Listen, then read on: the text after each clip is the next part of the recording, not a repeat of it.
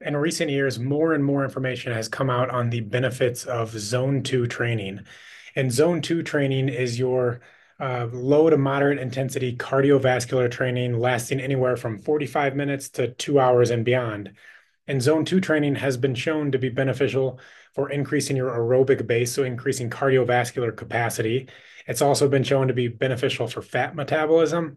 And then lastly, for improving your mitochondrial efficiency. And so that's your ability to create energy long term. Now, what's most important is here is how can we calculate your zone two training just on your own? Well, the simplest way is if you have a heart rate monitor, what you can do is take 220 minus your age, and then it's zero point 0.6 or zero point 0.7 of that number. So if we run this out, I'm 35 years old, so 220 minus 35 is 185.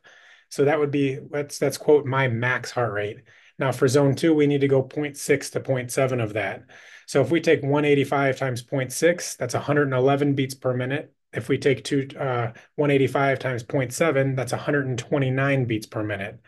So when I'm doing zone two training, I'm looking to be roughly in that 110 to 130 beats per minute throughout the duration of a zone two training session. Now, the other way to do this is the talk test, and that's the ability to maintain a conversation really without too much exertion. Now, the talk test comes from this RPE scale. So the RPE scale is, if you're looking at, let me pull that up again here. The RPE scale, if you're very light, that's like a resting state. When we get into 4 and 5, that's that ability to hold a conversation, but you're starting to feel effort. 5 is still able to talk, but more effort's required. And then as we get into 8, 9, and 10, and that's where we're talking more about HIIT training. So that would not match our zone two training. But for the purposes of this video, that talk test is going to put us kind of right at a 4 or 5 on your own rate of perceived exertion.